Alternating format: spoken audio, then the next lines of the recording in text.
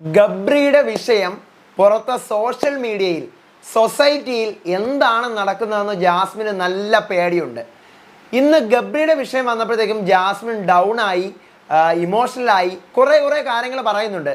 യമുനയാണ് വന്ന് പറയുന്നത്, ആദ്യമൊക്കെ കുറേ ഞാൻ നിങ്ങളുടെ കൂടെയൊക്കെ നിന്നു, പക്ഷെ പിന്നീട് ഒരു ലിമിറ്റ് കഴിഞ്ഞപ്പോഴാണ് എനിക്ക് നിൽക്കാൻ പറ്റാത്ത ലെവലിലോട്ട് ആയത്. അതാണ് ജാസ്മിനെ ഉള്ള കാര്യം. അതാണ് ജാസ്മിൻ വിന്നറിനെയൊക്കെ ഇവിടെ എല്ലാവരും ഉറപ്പിച്ചാണ്. വിന്നർ ഒരാൾ. അപ്പം പൂജ നിനക്ക് തെറ്റി, അതാണ് ഈ സീസണിൻ്റെ മാറ്റിപ്പിടുത്തം. ഒരാളല്ലെങ്കിൽ രണ്ടുപേര്. എനിക്കിപ്പോഴും അറിയാൻ പാടില്ലേ ആര് ജയിക്കുമെന്ന് എന്നാണ് പൂജ പറയുന്നത്. ശരിയാണ്. ഇത് കണ്ടുകൊണ്ടിരിക്കുന്നത് നമുക്ക് ആർക്കെങ്കിലും ഉറപ്പിച്ച് പറയാൻ പറ്റുമോ ഇന്ന വ്യക്തി ജയിക്കും, സീസൺ 6ൻ്റെ കപ്പ് ഒരാൾ അടിക്കുമെന്ന്? എനിക്ക് സത്യം പറഞ്ഞു കഴിഞ്ഞാൽ പറയാനേ പറ്റില്ല. കാരണം ഭയങ്കര അൺപ്രഡിക്റ്റബിൾ ആണ് സത്യം.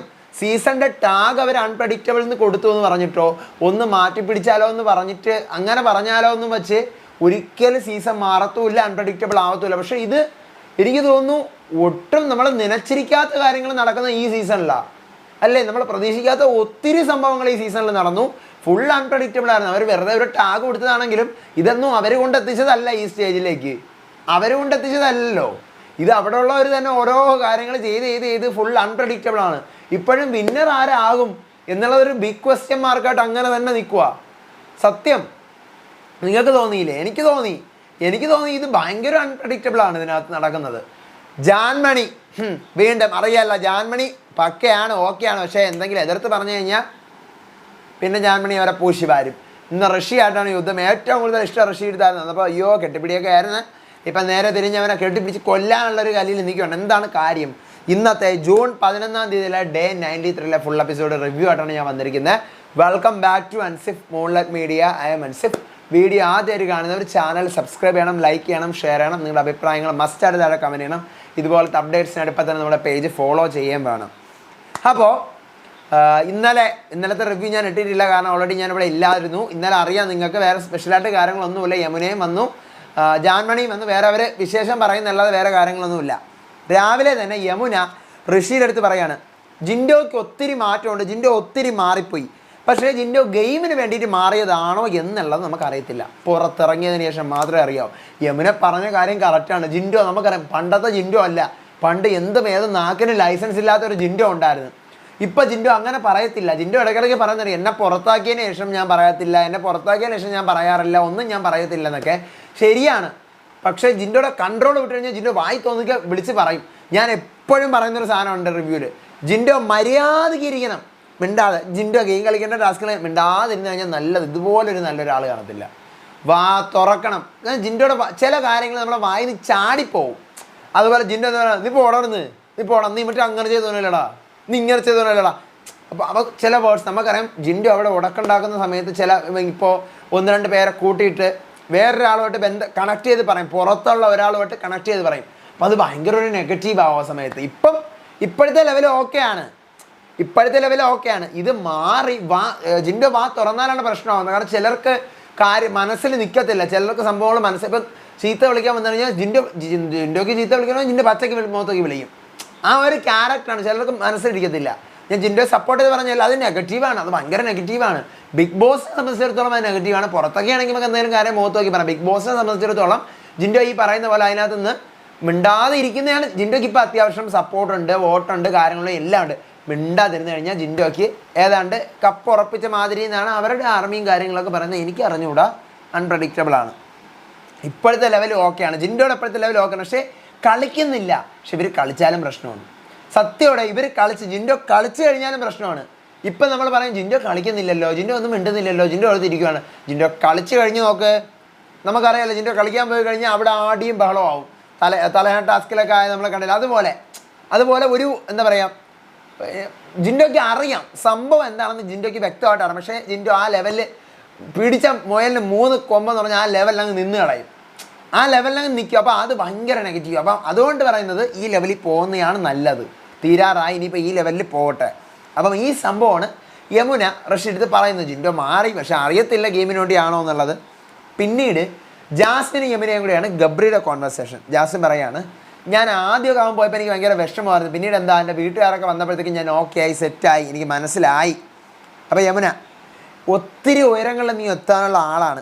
കാരണം എന്ന് വെച്ച് കഴിഞ്ഞാൽ ഇതിനകത്ത് ഒത്തിരി സൈബർ അറ്റാക്കും കാര്യമൊക്കെ നീ വെളിയിൽ അനുഭവിക്കുന്നുണ്ട്. ആ ലെവലായിരിക്കും ഉദ്ദേശിച്ചത്. അപ്പോൾ ജാസ്മിൻ, എനിക്ക് എന്താണ് എൻ്റെ പ്രശ്നമെന്ന് എനിക്ക് അറിയില്ല. അപ്പോൾ ഗബ്രി ഞാനായിട്ടുള്ളത് ചിലപ്പോൾ ഇഷ്ടമായിരിക്കാം, പക്ഷെ ഞാനത് അവൻ്റെ അടുത്ത് പറയത്തില്ല. കാരണം നമ്മൾ വേറെ മതമാണ്. അത് നടക്കത്തില്ല, അത് നടക്കത്തില്ല. എനിക്കത് ഇഷ്ടമല്ല, അങ്ങനെ പറ്റത്തുമില്ല, അത് പറ്റില്ല. വീട്ടുകാർ വന്നപ്പോൾ എനിക്ക് എന്താ പറയുക, എന്താ എനിക്ക് പറയേണ്ടത് അറിയത്തില്ല. എനിക്ക് ഇവിടെ നിന്ന് എങ്ങനെയെങ്കിലും ഒന്ന് പുറത്തേക്ക് പോയാൽ മതി എന്നാണ്. എങ്ങനെയെങ്കിലും എനിക്ക് ഇവിടെ നിന്ന് പുറത്തേക്ക് പോകണം, ഇതെല്ലാം കളഞ്ഞിട്ടൊന്ന് പോകണം.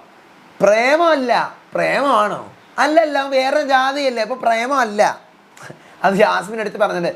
ജാസ്മിൻ സംഭവം എന്ന് വെച്ച് കഴിഞ്ഞാൽ എനിക്കിത് കണ്ടതെന്ന് മനസ്സിലായ സംഭവം, ജാസ്മിൻ ഒരു ഓർത്തഡോക്സ് ആണ്. ഇപ്പം ഞാൻ മുസ്ലിമാണ്. അപ്പം അപ്പോൾ ആ ഒരു ചട്ടക്കൂടിനകത്ത് തന്നെ നിൽക്കുന്ന ഇപ്പം ഗബ്രിയുടെ സ്ഥാനത്ത്, ഇപ്പം ഗബ്രിയുടെ മതം ഒരു പക്ഷേ എന്താ പറയുന്ന മുസ്ലിം അതായിരുന്നെങ്കിൽ ഒരു പക്ഷേ there is A small chance, there is A very small chance. മനസ്സിലായില്ല? അങ്ങനെ ഒരു ചാൻസ്. കാരണം അവർ ഈ പറയുന്ന പോലെ അവരുടെ ഫ്രണ്ട്ഷിപ്പ് ആയിക്കോട്ടെ അല്ലെങ്കിൽ എന്തോ ആയിക്കോട്ടെ, നമ്മളെപ്പോഴും ചർച്ച ചെയ്യാറ വിഷയമേ അല്ല. ഇന്നിപ്പോൾ ജാസ്മിൻ പറഞ്ഞതുകൊണ്ടാണ് ഞാനൊരു കേസ് ചർച്ച ചെയ്യുന്നത്. അപ്പോൾ ആ ഒരു കാര്യത്തിൽ ജാസ്മിൻ എപ്പോഴും മതത്തിനെ പിടിച്ചിടുന്നുണ്ട്, മതത്തിനെ പിടിച്ചിട്ടുകൊണ്ട്. അപ്പോൾ അത് നെഗറ്റീവ് ആവത്തൊന്നും, ആ സംഭവം നെഗറ്റീവൊന്നും ആവത്തില്ല ഈ പറയുന്ന പോലെ. അപ്പോൾ ജാസ്മിൻ അവിടെ വേറെ മതമാടാ, അത് നിങ്ങൾ അങ്ങനെ പറയുന്നത് വേറെ മതമാടാ. അപ്പോൾ അങ്ങനെ എപ്പോഴും നമ്മൾ കണ്ടിരുന്ന സാധനം അങ്ങനെയാണ്. ഗബ്രിയുടെ ഇഷ്ടമുണ്ടോ എന്നിപ്പോൾ ആരെങ്കിലും അവിടെ ചോദിച്ചു കഴിഞ്ഞാൽ അത് വേറെ മതമാടാ എന്ന് പറയുമ്പോഴത്തേക്കും ഉള്ളൊരു പ്രശ്നം എന്ന് വെച്ചാൽ എനിക്ക് വേണ്ടത് ഇഷ്ടമില്ല എന്ന് പറഞ്ഞിട്ട് വേറെ മതമാണെന്ന് പറയുമ്പം ഓക്കെ സെറ്റാണ്. പക്ഷേ അവൻ വേറെ മതമാടാ എന്ന് ഡയറക്റ്റ് എടുത്ത് പറയുമ്പോഴത്തേക്കും ഇഷ്ടമുണ്ട്, പക്ഷെ എന്താ കല്യാണം കഴിക്കാൻ പറ്റാത്ത സാഹചര്യം അല്ല, അതുകൊണ്ട് കഴിക്കുന്നില്ല. ആ ലെവലെ പുറത്ത് ഔട്ട്പുട്ട് വരത്തുള്ളൂ. ഞാൻ ജാസ്മിനെ പറഞ്ഞതല്ല, പുറത്ത് ഔട്ട്പുട്ട് അങ്ങനെ വരുള്ളൂ, അങ്ങനെ ആളുകൾ ചിന്തിക്കൂ. നിങ്ങൾ തന്നെ ഇപ്പം ജാസ്മിൻ ഇങ്ങനെ പറയുമ്പോൾ നിങ്ങൾ എങ്ങനെയായിരിക്കും ചിന്തിക്കുന്നത്? ജാസ്മിൻ ഇഷ്ടമില്ലെന്നാണോ അതോ വേറെ ഒരു ഈ പറയുന്ന പോലെ ജാസ്മിൻ ചിലപ്പോൾ ഫ്രണ്ട്ഷിപ്പ് ആയിരിക്കും കാണിക്കുന്നത്, ഫ്രണ്ട്ഷിപ്പ് ആയിരിക്കും. ആ ഫ്രണ്ട്ഷിപ്പ് ഉദ്ദേശിച്ചുകൊണ്ടായിരിക്കും ചിലപ്പം അവർ വീണ്ടും ഇഷ്ടമാണെങ്കിൽ വേറെ മതമാടാന്ന് പറയുന്നത്. പക്ഷെ ആ സംഭവം പുറത്ത് വരുന്ന വേറെ വലിയൊരു ഇമ്പാക്റ്റായിട്ടാണ് വരുന്നത്. അത് ഈ പറയുമ്പോൾ ഒത്തിരി നെഗറ്റീവായി, രണ്ടുപേർക്കും ഒത്തിരി നെഗറ്റീവായതാണ്.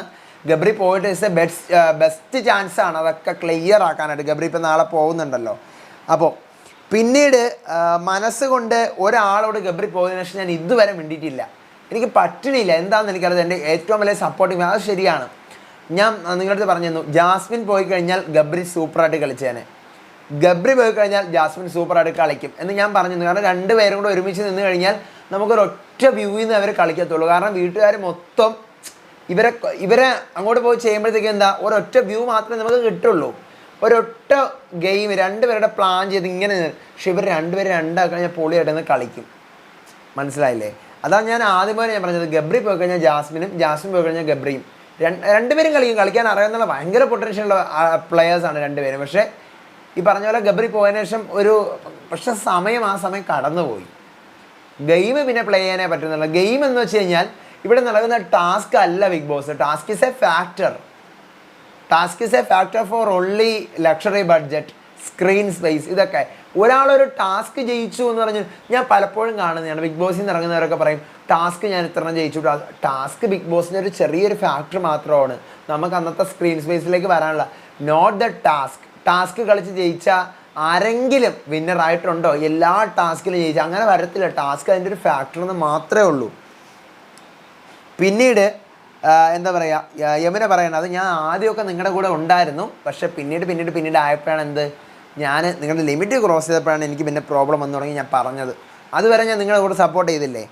അപ്പോൾ അടുത്ത് പിന്നീടാണ് ഋഷിയും ജാൻമണിയും കൂടെ ആയിട്ടുള്ള ഒരു ഇഷ്യൂ വരുന്നത്. അത് വേറെ ഒന്നുമല്ല, ഋഷി ഒരു കോമഡി പറയുന്നു, ജാൻമണി അകത്തുനിന്ന് ചൂടെന്നോ എന്തോ പറഞ്ഞ് വരുമ്പോഴത്തേക്കും എ സിയുടെ കാര്യം ശ്രീത് പറയുന്നു. അപ്പം എ സി എന്താ ജാനാണോ അവിടുത്തെ പൈസ കൊടുക്കണേ എന്നിങ്ങനെ ഋഷി ചോദിക്കുന്നു. മതിയല്ലോ ജാൻമണി പിന്നെ ഞാൻ കൂടെ രാവിലെ ഇങ്ങനെ ഒടുക്കൊണ്ടാക്കാമായിരുന്നു കേട്ടോ, എനിക്കത് വന്നിട്ട് പോകുമ്പോൾ ഭയങ്കര ഫീലാവും, ഞാൻ കാണിക്കും. പിന്നീട് ജാൻമണി അങ്ങ് വലിച്ചിറക്കി കെട്ടിക്കൊണ്ടങ്ങ് ഇരിക്കുകയാണ്. ജാൻമണി കുറുമ്പ് കാണിക്കുന്നതാ. പക്ഷേ ഋഷി ഇവരെന്താ പറയണത്, ഞാൻ അങ്ങനെയൊന്നുമല്ല, ഞാൻ കുറേ പിറകെ നടന്ന് മാപ്പ് പറയുന്നു. അവസാനം വീണ്ടും അപ്പോഴാണ് പൂജ വരുന്നത്. പൂജ സ്റ്റോർ റൂമിൽ കൂടെ എൻട്രിയാണ്. വരുമ്പോഴത്തേക്കും ഋഷിയും ജാൻമണിയും അപ്പം തന്നെ ജാൻമണി തള്ളേ നിങ്ങളെ ഞാൻ മൈൻഡൊന്നും ചെയ്യത്തില്ല.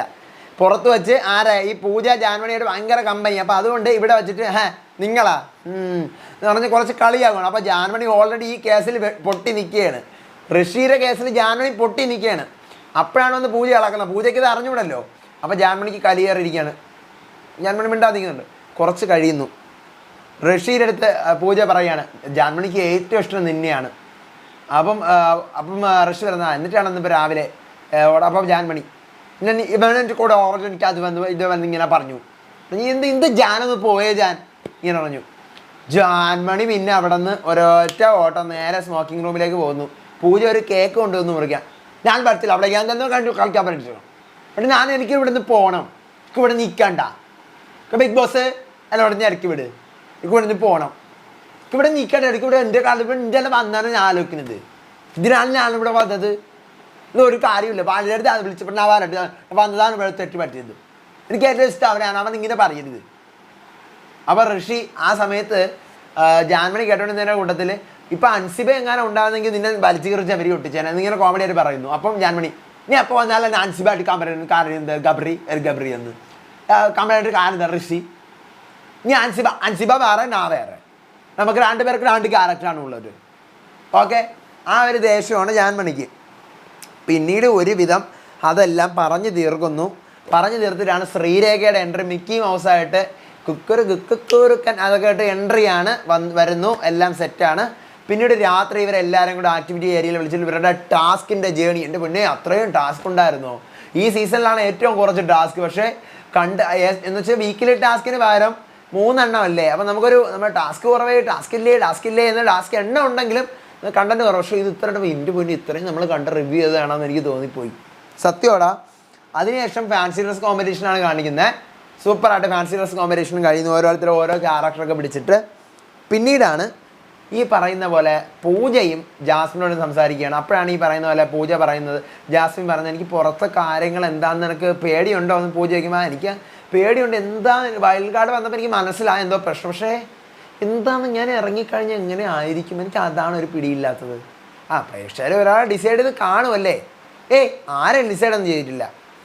അതാണ് നിങ്ങൾക്ക് മാറിപ്പോയത്. ഈ സീസൺ മാറ്റി പിടിക്കലാണ്. ഒരാളല്ലെങ്കിൽ 2 പേര്, ഇയാളല്ലെങ്കിൽ അയാൾ ജയിക്കും. അതാണ് നിനക്ക് തെറ്റിപ്പോയത്. വെളിയിൽ ഇറങ്ങുമ്പോൾ നിങ്ങൾക്ക് മനസ്സിലാവും എന്നിങ്ങനെ പറയണം. അപ്പോൾ ഇതാണ് ഇന്നത്തെ എപ്പിസോഡ്. ഇത്രയാണ് ഇന്നത്തെ എപ്പിസോഡിലുള്ളത്. ഇതാണ് ഇന്നത്തെ എപ്പിസോഡിൻ്റെ റിവ്യൂ എനിക്ക് പറയാനുള്ളത്.